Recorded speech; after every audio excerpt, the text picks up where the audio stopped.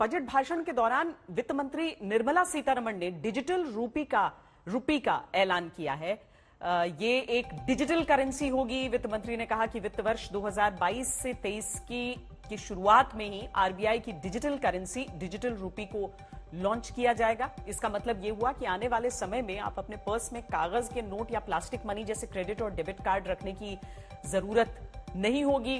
Digital rupee के जरिए आप सभी तरह के पेमेंट्स और ट्रांजैक्शंस कर सकते हैं। हालांकि अभी भी डिजिटल पेमेंट के जरिए आप ऐसा कर रहे हैं, लेकिन डिजिटल रुपी और डिजिटल पेमेंट में बहुत अंतर है। आज डिजिटल रुपए को लेकर आपके मन में कई सवाल होंगे, लेकिन इससे पहले यह समझ लेते हैं कि डिजिटल करेंसी लाने के पीछे सरकार की मंशा क्या है। सबसे पहली वजह तो यह है कि सरकार कैशलेस इकोनॉमी को बढ़ावा देना चाहती है। इससे कैश पर निर्भरता काफी कम हो जाएगी। एक आंकड़े के अनुसार भारत में हर साल करीब 30 लाख करोड़ रुपए का कैश ट्रांजैक्शन होता है। डिजिटल रुपी एक कॉस्ट इफेक्टिव यानी कम खर्चीली तकनीक है। इससे सरकार को नोट छापने और इसके ट्रांसपोर्टेशन का खर्च बच जाएगा। कागज की करेंसी होने के कारण देश में आमतौर पर हर साल हर 5 में से एक नोट हटाना पड़ता है। इसमें रिजर्व बैंक की एक बड़ी राशि खर्च होती है। इसके अलावा डिजिटल करेंसी से ट्रांजैक्शन जल्दी पूरे किए जा सकते हैं। मौजूदा दौर में डिजिटल ट्रांजैक्शन में 1 मिनट से लेकर 48 घंटे तक का समय लगता है।